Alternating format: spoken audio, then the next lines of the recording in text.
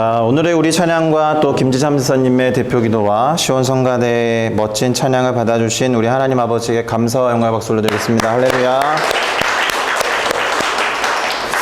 그리고 우리 좌우에 계신 분들에게 인사를 좀 건네보셨으면 좋겠습니다. 오늘도 참 좋은 날입니다. 한 번 더 인사하실 때는 오늘도 좋은 일이 일어날 것입니다. 그렇게 인사하시겠습니다. 자, 저도 오늘 이렇게 예배당 가운데 나오신 성도 여러분을 주님의 이름으로 사랑하고 축복합니다. 모든 분들에게 좋은 날이 될 것이고 오늘 하루 동안 좋은 일들이 일어날 것을 예수님의 이름으로 축원드립니다. 자, 이제 우리가 함께 읽어볼 성경 구절을 살펴볼 텐데요. 함께 읽을 성경 구절은 로마서 5장 3절에서 4절이 되겠습니다. 로마서 5장 3절에서 4절을 다 같이 한 목소리로 읽어보도록 하겠습니다. 시작. 다만 이뿐 아니라 우리가 환난 중에도 즐거워하나니 이는 환난은 인내를, 인내는 연단을, 연단은 소망을 이루는 줄 알미로다. 아멘. 자, 오늘 저는 우리가 함께 읽은 이 로마서 5장 3절부터 4절을 가지고 인내의 이유는 소망이어야 합니다 라는 제목으로 함께 말씀을 살펴보고 깨달은 바를 우리의 삶과 신앙에 적용해 보고자 합니다. 제목을 함께 따라해 주시겠습니까? 인내의 이유는 소망이어야 합니다.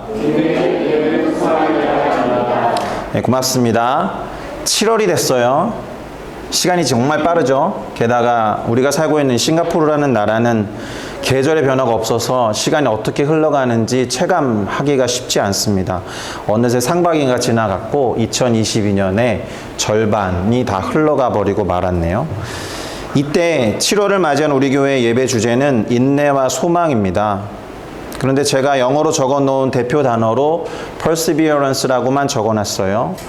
hope나 wish 같은 소망에 대한 단어는 언급하지 않은 이유가 있습니다. 그 인내라는 단어 안에 소망이 포함되어 있어야 하기 때문에 그래요. 대단히 중요합니다. 소망이 없다면 인내의 의미도 사라지기 때문에 그렇습니다. 그래서 소망을 갖고 하는 인내가 아니라면 그것은 방향을 잃어버린 방황과 같습니다. 다르게 말하면 인내라는 것이 어떠한 방향과 목적 없이 소망 없이 무작정 참는 것은 아니다라는 뜻이에요. 무엇인가를 기다리는 것이 인내이기 때문에 그것은 반드시 방향성이 있는 인내여야 합니다. 갈 곳을 몰라서 계속해서 같은 자리에 멈춰서 있는 상태가 인내는 아닌 것이죠. 그리고 또 갈 곳을 몰라서 같은 자리를 쉬지 않고 성실하게 매일매일 돌면서 참고 있는 것을 인내라고 말하지 않습니다. 방향이 중요하다는 것이고요. 그리고 기다리면서 참는 그 무엇인가가 있을 때 그 인내는 제대로 하는 인내가 될 것입니다. 그리고 그 인내를 제대로의 인내로 가능하게 하는 것이 소망이라고 할 수가 있겠습니다. 그런 면에서 한 번 더 말씀드리는데 소망이 없는 인내는 없어야 합니다. 혹시 우리 성도 여러분들 중에서 뭔가를 참고 있는데 그것 안에 어떤 방향성도 없고 소망이 없다면 그것은 인내가 아닐 것입니다.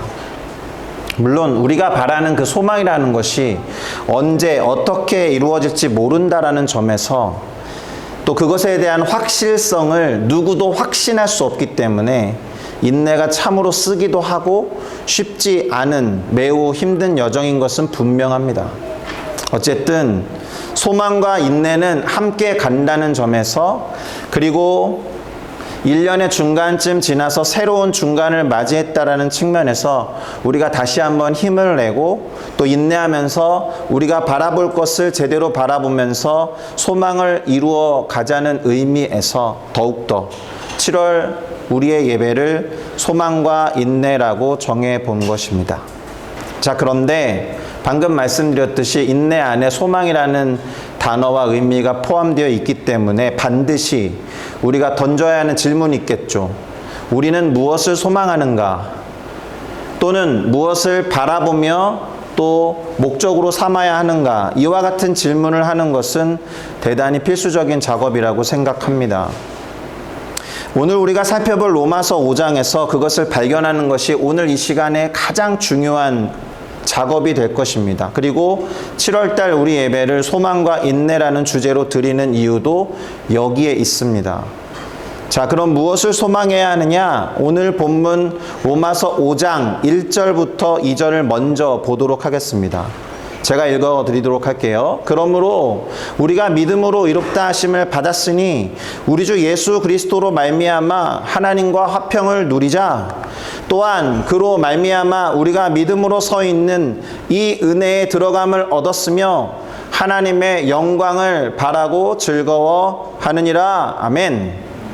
자, 이 구절을 근거로 할 때 우리가 소망하면서 또 바라봐야 하는 것은 하나님과 화평을 누리는 것.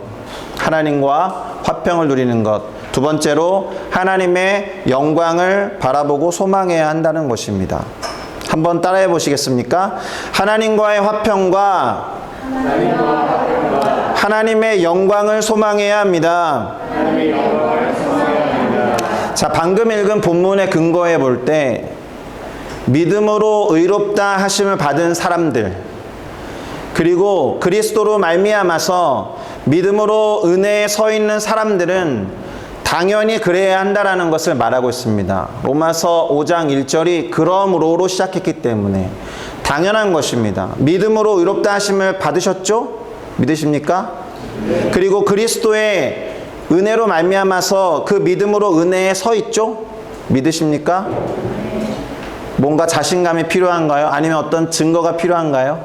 그렇게 믿음으로 일단 믿으시면 우리가 이런 단계의 말로 넘어갈 수가 있습니다. 단지 구원을 받은 것으로 모든 것이 끝났다라고 생각해서는 안 된다라는 거죠. 믿음으로 의롭다 하심을 받았고, 그리고 그리스도로 말미암아 믿음으로 은혜에 서 있는 우리들 모두가 그 이후에 소망하며 바라보며 살아가야 될 뭔가가 있다라는 것을 말하고 있습니다. 다시 말씀드리면 하나님과 화평을 누리는 것, 조금 더 친밀한 언어로 말씀드리면 그분과 아주 친밀하고 깊은 사귐 가운데 들어가는 것, 그리고 하나님이 우리의 삶을 통해 영화롭게 되고 하나님만이 영광을 받으실 것을 바라고 소망하는 것이 단지 구원을 받은 것으로 그쳐서는 안 되는, 우리가 지금부터 또는 구원을 받은 그 순간부터 품어야 하는 소망이라고 오늘 로마서 5장 1절부터 2절은 말하고 있습니다. 그렇게 믿으십니까? 그런 생각을 해 오신 줄로 믿습니다. 아멘. 자, 그런데 이게 다가 아니라는 거죠. 구원을 받으면 되는 줄 알았는데 그게 끝이 아니라고 해서 살펴보았더니 하나님과의 친밀한 관계를 맺어야 한다. 그리고 하나님의 영광을 소망하고 바라봐야 한다. 라고 했는데 오늘 본문에 보니까 다만 이뿐 아니라 라는 문장으로 새로운 도전과 해야 할 것을 던져주고 있다라는 거예요. 그래서 우리가 아까 처음에 이 설교를 시작할 때 함께 읽었던 그 본문, 다만 이뿐 아니라로 이어진 그 다음 것을 살펴보는 것이 오늘의 초점이 되겠습니다. 그래서 한 번 더 읽어보도록 할 텐데요. 로마서 5장 3절과 4절, 다만 이뿐 아니라로 시작하는 그 구절을 한 번 더 읽어보도록 하겠습니다. 시작. 다만 이뿐 아니라 우리가 환난 중에도 즐거워하나니 이는 환난은 인내를, 인내는 연단을, 연단은 소망을 이루는 줄 알미로다. 아멘. 자, 환난이 있을 수 있다라는 말을 하고 있습니다. 물론 이 성경 구절이 기록될 당시가 로마 제국의 치하에 있었기 때문에 기독교가 로마의 국가 종교로 공인되기 전까지 크고 작은 박해와 핍박이 있었던 것은 사실입니다. 그러나 그와 같은 막 전 국가적이고 전 세계적인 핍박과 박해만을 말하는 것은 아닐 테죠. 왜냐하면 그렇다면 우리의 삶과 너무나도 동떨어진 이야기를 하고 있는 것일 테니까요. 그런데 우리의 삶과 우리 주변에 있는 크리스찬들의 삶을 돌아보면 가족 안에서 얼마든지 핍박과 박해를 받을 수 있습니다. 교회를 다닌다는 이유로 핍박을 경험하는 분들이 있을 수 있습니다. 회사에서도 성경적이고 기독교적인 원리로 삶을 산다고 할 때 손해를 보는 일이 왕왕 있어요. 그것을 뭐 꼭 거창하게 핍박이나 박해라고 말하지 않을지라도 일단 시간에 있어서만 놓고 봐도 남들보다 손해를 보는 것처럼 느껴지기도 합니다. 예를 들면 수험생들 예를 드는 게 가장 좋죠. 시험을 앞두고 있는 수험생에게 일주일에 2번 정도의 예배, 그러니까 한 2시간 정도의 예배가 다른 경쟁자들과 비교해 볼 때 얼마나 피가 마르고 또 얼마나 속이 타들어가는 시간이 되겠습니까? 예. 그런데 오늘 본문을 기록하며 말하고 있는 사도 바울 선생님은 우리가 환난 중에도 기뻐할 수 있다라는 말을 하고 있는 거죠. 그 2시간 예배를 드리러 와 있는 자리에서 똥줄이 타고 피가 마르는 막 그 안절부절 못하는 상황 대신에 지금 우리가 신앙을 선택함으로 인해서 조금은 불이익을 받는 것 같은 그 현장에서도 기뻐할 수 있다, 이런 얘기를 하고 있다라는 거예요. 그렇다고 해서 이 말이 뭔가 환난과 핍박이 임했는데 막 까르르 웃는다거나 하하호호 히히낙낙 해야 한다는 말은 아닌 걸 아실 것입니다. 그 환난과 핍박이 갖고 있는 의미, 그것이 갖고 있는 이유와 목적을 이해하는 사람은 기꺼이 그것에 직면하고 그 안에 들어간다라는 의미이겠죠. 그래서 환난이 인내를 만들어낸다라고 오늘 구절이 말하고 있어요. 환난이 인내를 만들어내고 인내가 연단을 만들어낸다. 자, 그런데 오늘 저와 함께 우리가 함께 유념해서 살펴보아야 할 단어는 환난이나 인내보다도 연단이라는 단어예요. 인내를 통해서 이루어진다라고 하는 연단이라는 단어예요. 흔히 연단이라는 단어를 생각할 때 뒤집어서 말하는 단련, 이 단어를 생각하기 쉽고 가장 먼저 떠올리게 되는 이미지는 아마도 이와 같은 이미지일 것입니다. 풀무불, 용광로, 담금질하는 현장 같은 것이 생각나실 거예요. 그런데 오늘 본문의 영어 성경 버전을 보면 이 연단이라는 단어를 어떤 단어로 번역해 놨느냐? 캐릭터라고 번역해 놨습니다. 캐릭터. 이 단어는 헬라어, 곧 그리스어로는 읽어보실 수 있나요? 도키메라는 단어예요. 도키메. 도키메라는 단어인데 이 단어가 갖고 있는 뜻이 크게 4가지가 있습니다. 증명, 검증, 평판, 특성이라는 4가지 의미를 갖고 있는 단어가 이 도키메라는 단어인데 이것을 오늘 성경은 특성에 해당하는 캐릭터로 번역을 해놨어요. 자, 환난과 같은 어려움이 임할 때 그것을 참고 인내하는 과정을 통해서 어떤 성품과 특성이 형성된다는 뜻입니다. 뭐 전혀 생뚱맞는 이야기는 아니시죠? 아, 그럴 수 있겠다 이런 생각이 드실 겁니다. 그리고 그것을 통해서 그 사람의 특성이나 성품을 그것을 바라보는 사람들이 검증할 수 있습니다. 또 증명할 수 있어요. 그리고 그것이 그 사람에 대한 때때로 평판이 되기도 합니다. 그러니까 이 단어 안에 있는 4가지 의미가 사실 다 복합적으로 쓰여 있는 것이죠. 다시 말해서 인내하는 과정을 통해서 누군가의 본 모습, 누군가의 진면목이 드러난다라는 말입니다. 그 사고를 오래 끓이면 끓일수록 진국이 되는 것과 마찬가지로, 그리고 어떤 쇠를 오래 담금질하면 담금질할수록 단단해지기도 하고 또 어느 시점에서는 연해지기도 하거든요. 그래서 그 쇠를 사용하고 싶은 사람이 어떻게 담금질하느냐에 따라서 쇠의 특성과 용도가 달라진다라는 말입니다. 제가 이제 한국에 있을 때 대학생들 사역을 오래 했기 때문에 이 친구들의 꿈과 비전과 진로에 대한 고민을 많이 했거든요. 그래서 한참 자기개발에 관한 책을 엄청 많이 읽었습니다. 그 자기개발서와 이 기독 크리스찬 청년들에게 있는 꿈과 비전을 어떻게 연관지을까, 그것을 놓고 씨름할 때 읽었던 책이 한 권 있습니다. 1250도씨 최고의 나를 만나라라는 책이에요. 우리가 잘 알고 있는 토끼와 거북이의 그 동화를 활용해가지고 그 이후의 이야기와 그 이후에 전개될 법한 2번의 리벤지 매치를 되게 그려놓고 그 이후에 정말 작가가 하고 싶었던 이야기는 이와 같은 거예요. 평범한 질그릇을 만들기 위해 필요한 온도는 800도라고 한다. 하지만 최고의 도자기를 만들기 위해서는 1250도의 온도가 필요하다고 한다. 1250도에서의 흙의 밀도는 단단해지고 아주 훌륭한 도자기가 된다. 유리 물질들이 흘러나오게 되기 때문에. 자, 여기에서 뜻하는 바는 뜨거운 마음과 열정이 하나가 되어 최고의 온도가 되면 그것이 최고의 나를 만들어낼 수 있다. 이런 뜻이에요. 이와 같이 무엇인가를 기꺼이 참고 인내하는 모습을 통해서 그 사람의 진면목 그리고 열정이 드러난다는 뜻이 되겠죠. 그리고 그러한 진면목을 가지고 그 사람의 어떠함을 알 수 있다라는 말이 되는 것입니다. 그러니 그 사람이 지금 무엇을 위해서 참고 있는가, 또 무엇을 위해서 열심과 열정을 발휘하고 있는가, 무엇을 소망하고 무엇을 바라보며 참고 있는가, 그것을 살펴보면 지금 그 사람이 중요하게 생각하고 있는 가치가 무엇인지를 알 수 있다라는 거예요. 그럴 때 그 사람에 대한 검증이 되겠죠. 아, 그 사람은 이런 것들을 중요하게 생각하니까 믿을 만한 사람일 수 있겠다. 아, 그 사람은 그 가치를 위해서 저렇게 오래 참는구나. 저 사람은 정말 진국과 같은 사람이네. 이런 식으로요.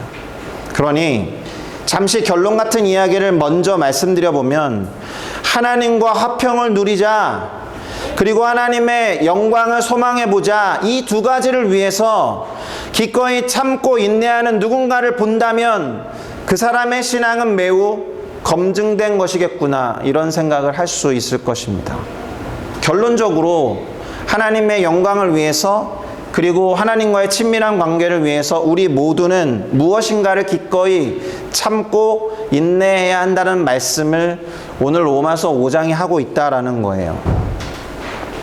그런데 말이죠, 그 모든 영혼들과 하나님 사이의 그 화평, 우리가 추구해야만 하고 우리가 바라봐야만 하는 하나님과의 친밀한 관계를 회복하기 위해서 모든 것들을 다 참아내신 분, 그분을 우리는 다 알고 있습니다. 바로 예수 그리스도이시죠.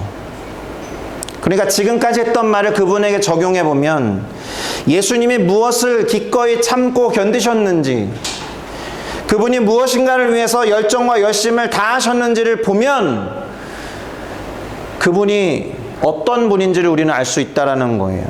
그분이 무엇에 가장 큰 가치를 두셨는지 알 수 있다라는 것입니다. 잠시 조금 길 것 같지만 영상을 하나 볼 것입니다. 이미 많이 보셨을 수 있는데요, 젊은 친구들은 거의 못 봤을 거라고 생각해요. 예수님이 무엇인가를 그토록 견디신 이유에 대해서 함께 생각해 보기 위해 영상을 하나 보겠습니다. 패션 오브 크라이스트라는 영화의 한 장면인데 예수님이 매를 맞는 장면이거든요. 제 생각에 이 영화 중에서 가장 잔인한 장면이에요. 특별히 매를 때리는 로마 군사들의 모습이랑 그 매를 맞으시는 예수님의 모습에 초점을 두시고 보시기를 부탁드리겠습니다.